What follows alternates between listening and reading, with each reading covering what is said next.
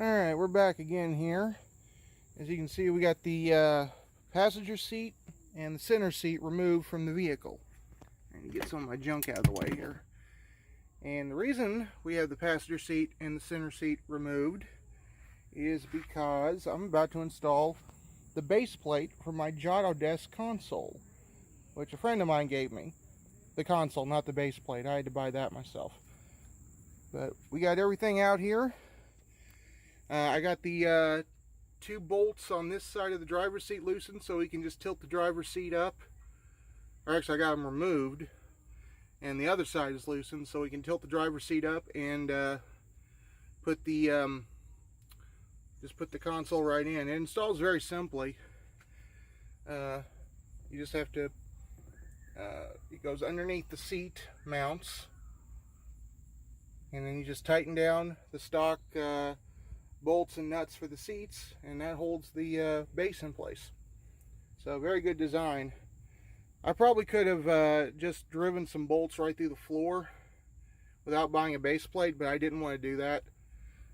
I didn't want to put any more holes in the vehicle that weren't already there if I could afford it. So it was well worth the $170 for the base plate. Alright, got the console installed here using the seat mounts here. I don't think you can see the ones on the other. Well, maybe you can a little bit there. Right now I'm wiring up the power.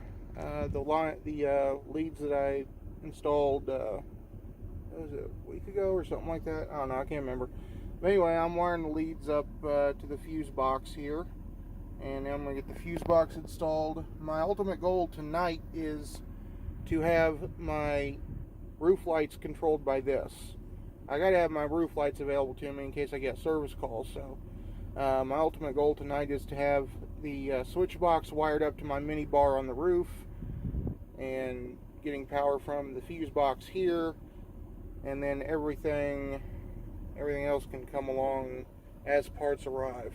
I'm still waiting for parts for a few things. The laptop mount is on its way. The cup holders, which will probably have to go here.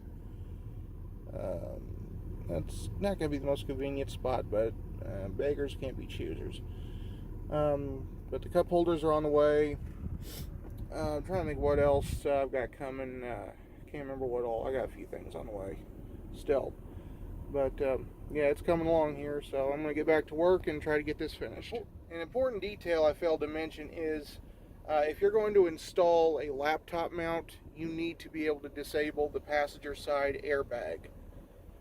Fortunately, my work truck is equipped with this, so that's easy to do. But if your vehicle doesn't have a way to easily disable the passenger airbag, you're going to have to cut the wires basically, or do something. Because if you got a laptop mounted here and that airbag deploys at however many hundreds of miles an hour or thousands of feet per second it deploys at, it's going to hit that laptop and send it flying right into the driver and probably kill you. So you got to make sure to disable your passenger airbag if you're going to have anything that might be in the area of where the passenger airbag deploys. Just a safety tip. Alright, I got the fuse panel installed on the sidewall here. So now I can hook up my switch box to that, and then my lights to the switch box. And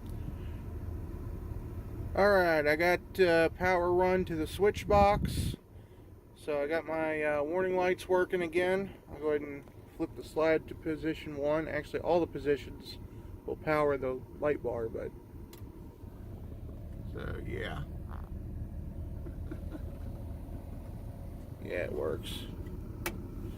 Alright, I'll mess with the radios tomorrow and the other stuff, but the truck's back ready for service, and now I won't be fishing around for a toggle switch on the floor when I need to hit my lights.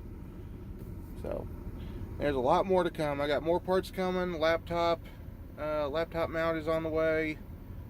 A few other pieces are coming. Alright, back here again. It's a few days later.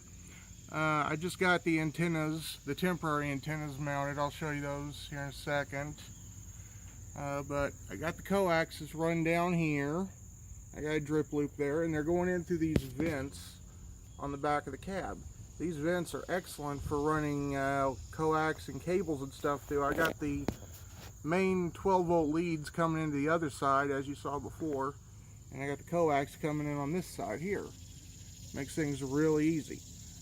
So now I gotta get the finish getting the coax run to the console there, and then I can get the radios connected. Back in a second.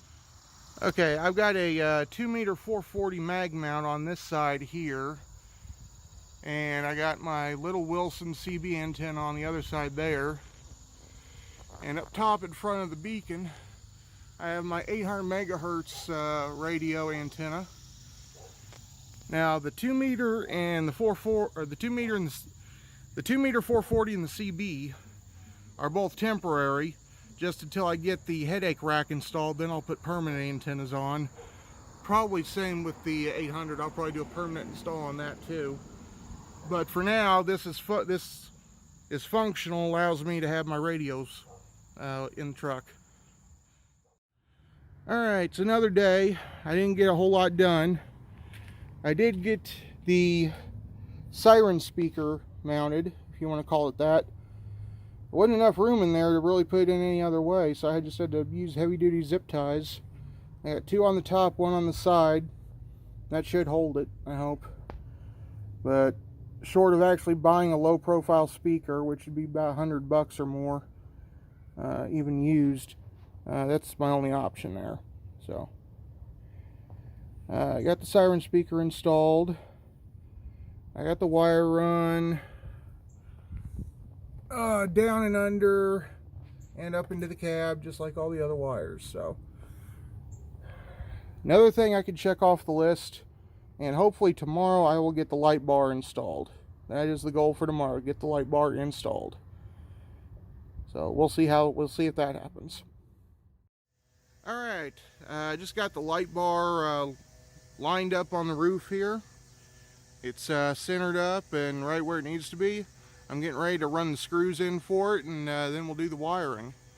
And hopefully by the end of this evening, I'll have a working Whelen Liberty light bar on my truck.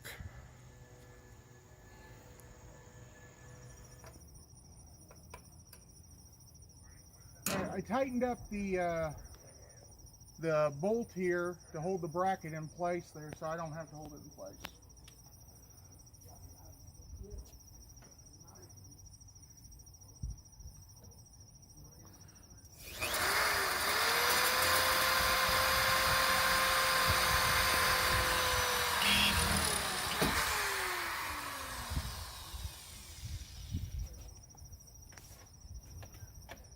Now I'm going to do a test fit on one of the sheet metal screws to make sure I didn't drill the hole too big before I go drilling any other holes.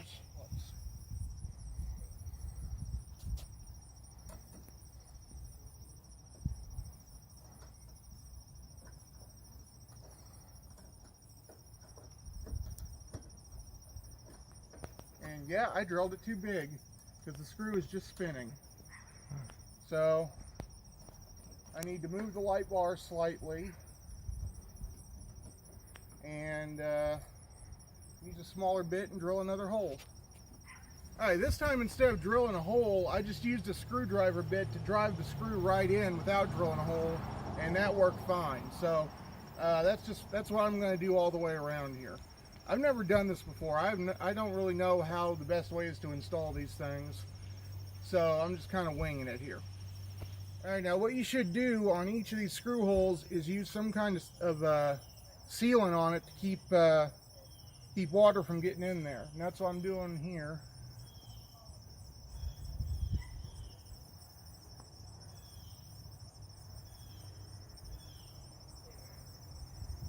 That should be more than enough. What I did here is I ran the screw in and then pulled it back out again, and then I put the sealant on. And then I run it in permanently.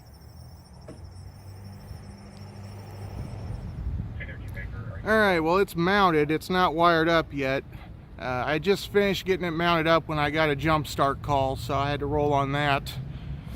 Right now the wires are just laying in the bed of the truck here. Those gas cans are empty. So I still got to wire the thing up. But I drove about 40 miles round trip and it didn't go flying off, so I guess I did it right. That's reassuring. So now I gotta get wired and then we'll be able to play with some flashing lights.